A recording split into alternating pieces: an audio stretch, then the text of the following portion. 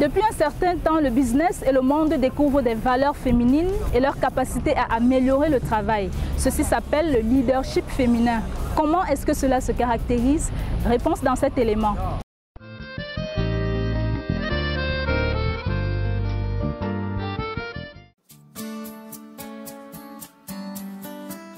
Le leadership féminin est conduit par le besoin d'une synchronisation plus grande.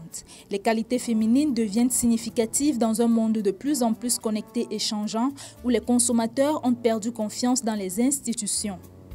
Bien qu'il n'y ait pas de formule particulière pour le succès, les grandes leaders femmes ont des traits de caractère communs. Les leaders féminines sont assez familières de la bataille contre le système pour avancer vers leur objectif. Dans la confiance qu'elles ont en elles, elles savent précisément qui elles sont, ce qu'elles veulent et ce qu'elles apportent au travail. À la fois compatissantes et battantes, elles n'arrivent pas à croire à la victoire par hasard. Elles ont des objectifs tangibles et travaillent avec persévérance pour les atteindre. Dans l'esprit d'équipe, elles brillent à nourrir des relations personnelles qui construisent des équipes soudées. Persuasives, elles sont indispensables pour devenir un leader efficace. En somme, les femmes leaders ont la capacité de faire attention aux autres et de les soutenir.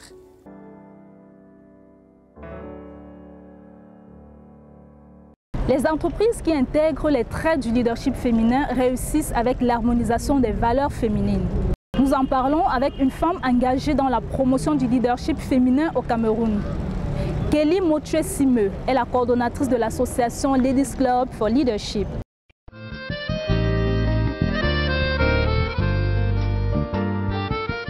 Kelly Motue-Simeux, bonjour, merci de nous recevoir. Bonjour Juliette. Alors avec vous, nous parlons du leadership féminin, mais commençons d'abord par définir le leadership en lui-même, c'est quoi? C'est l'art d'influencer les gens, d'adhérer volontairement à une cause. Ou mieux, c'est l'art simplement d'amener les gens vers un objectif en français plus facile. Oui. Donc il s'agit de qu'est-ce que tu fais, quels sont les éléments que tu mets en œuvre pour amener les gens quelque part, pour leur faire acheter quelque chose que tu leur vends, pour leur faire se battre pour quelque chose dont tu fais la promotion, ou simplement pour être de meilleures personnes, comme c'est le cas avec moi. Alors, est-ce que le leader c'est un chef d'entreprise? Est-ce que le leader c'est un directeur général d'entreprise? Est-ce que le leader c'est un porteur de projet? Non, deux notions à dissocier. Initialement, on a vu beaucoup de leaders dans les combats, dans les débats politiques, on a vu beaucoup de gens se positionner comme leaders dans ces domaines-là. Mais la vérité est que, à mon avis, même si il y a beaucoup de qualités qui viennent naturellement, qui nous prédisposent au leadership, les leaders sont quand même faits. Pour revenir à ta question de savoir, est-ce que le leader c'est un directeur général? Non. Est-ce que le leader c'est un concepteur, c'est un porteur de projet? Non. Tu peux être porteur de projet sans être leader. Il s'agit maintenant, est-ce que tu es le directeur général qui amène les autres à adhérer à une cause? Est-ce que tu es le directeur général qui amène l'entreprise vers une vision que tout le monde achète? C'est de ça dont il est question. Maintenant, pour être directeur général, pour être manager, ça peut être un concours de circonstances, ça peut être une formation qui t'amène à ça. Mais est-ce que tu es leader? Ça, il faut chercher au-dedans de toi pour chercher. Donc, c'est deux notions qu'il vaudrait mieux aborder différemment. Du coup, on aimerait dire que si tu as réussi à être concepteur de projet, essaie d'aller plus loin, sois leader. Si tu es leader, essaie aussi de porter des projets. Très bien. Alors, entrons dans le vif du sujet même, le leadership féminin. Alors, il s'avère que les entreprises qui intègrent les traits du leadership féminin réussissent grâce à l'harmonisation des valeurs féminines. Valeurs féminines. On parle de quelles valeurs? Je vais d'abord donner ces valeurs, après je vais essayer de dire pourquoi. D'accord? Très bien. Ces valeurs, on a par exemple la dignité. C'est vrai qu'on dit que le banditisme s'est féminisé, mais on sait toujours que les femmes en général, lorsqu'il faut... C'est-à-dire, même la société le dit, c'est-à-dire une femme ne va pas facilement tricher comme un homme. Parce qu'elle a une dignité. Pourquoi? Parce que notre société a fait que la femme est la porteuse de l'intégration de la société. C'est la femme qui porte la famille. Beaucoup. On va se retrouver tous dans ça.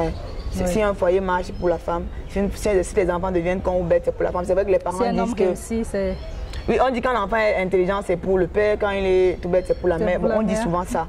Mais la vérité est qu'en général, personne ne va le nier. Les femmes, elles font l'effort de porter une certaine dignité. Elles font l'effort d'être honnêtes. En général, elles font l'effort d'être honnêtes. Mais à côté de ça, ce qui fait naturellement la différence avec les femmes, c'est que les femmes savent négocier. Elles savent vite flatter. C'est comme ça qu'on va voir dans beaucoup d'entreprises, lorsqu'il y a la vraie patate chaude, on va des fois appeler la femme. Pourquoi? Parce qu'elle a appris à générer aussi la retenue. Elle sait se retenir.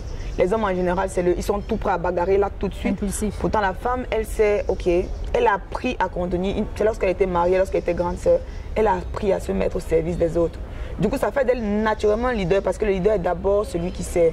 Il ne défend une cause que parce qu'il veut servir les autres et amener les autres d'un point à un autre. Ce qui fait que la femme est naturellement leader dans ce qu'elle fait.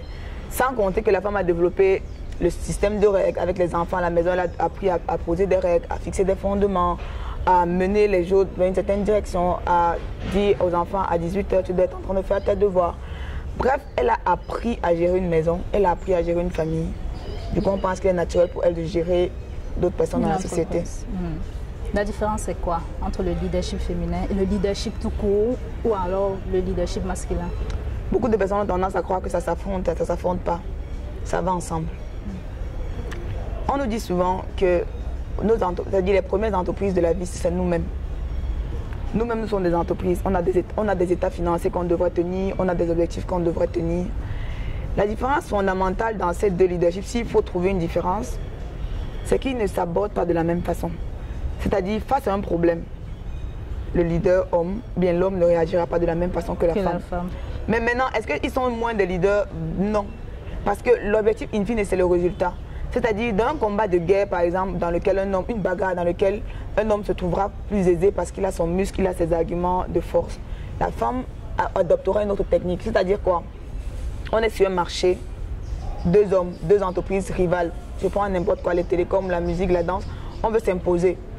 La femme trouvera les astuces pour négocier. L'homme trouvera peut-être l'attaque directe. C'est deux choses, ces deux arguments, ces deux éléments qui sont peut-être différents. Mais ça ne veut pas dire qu'ils concourent moins au même objectif.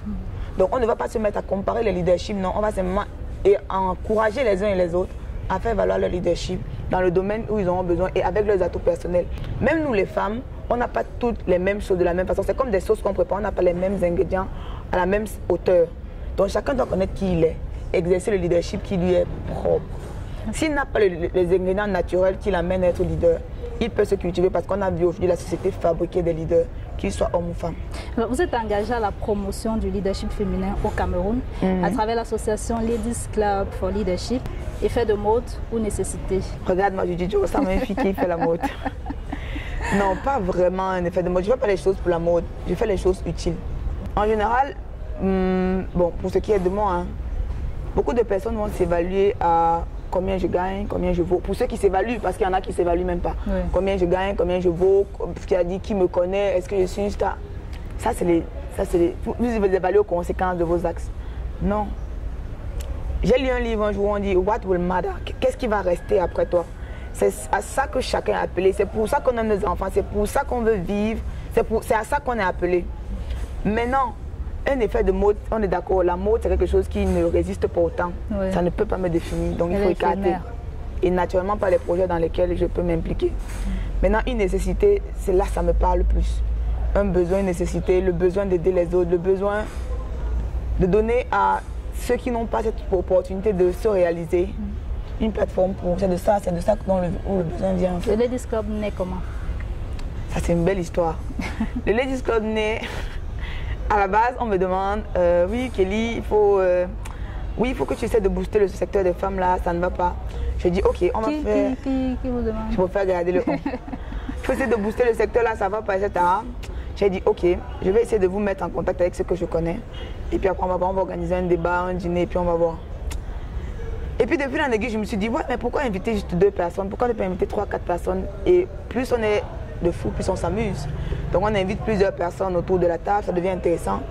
Et après, je me rends compte au fond de moi que j'ai beaucoup de mamans qui me soutiennent. Pourquoi? Elles vont demander à nos marraines, elles vont vous le dire, mais des mamans qui, malgré leurs multiples occupations, trouvent le temps d'écouter les histoires de Kelly. J'ai quelqu'un à me poser beaucoup de questions. Pourquoi? Et puis elles ont toujours le temps de m'écouter.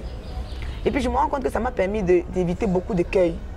Et du coup, tu te dis, pourquoi ne pas en faire une plateforme là où on a ça pour tout le monde, là où tout le monde a accès à ce que j'ai. C'est-à-dire, il y a des gens que s'ils avaient écouté certaines choses une seule fois dans leur vie, peut-être ils n'auraient jamais eu certaines choses. C'est comme ça que, courageuse comme je suis, je commence à attaquer mes cibles. Je sais que les plus durs à accéder seront les marraines.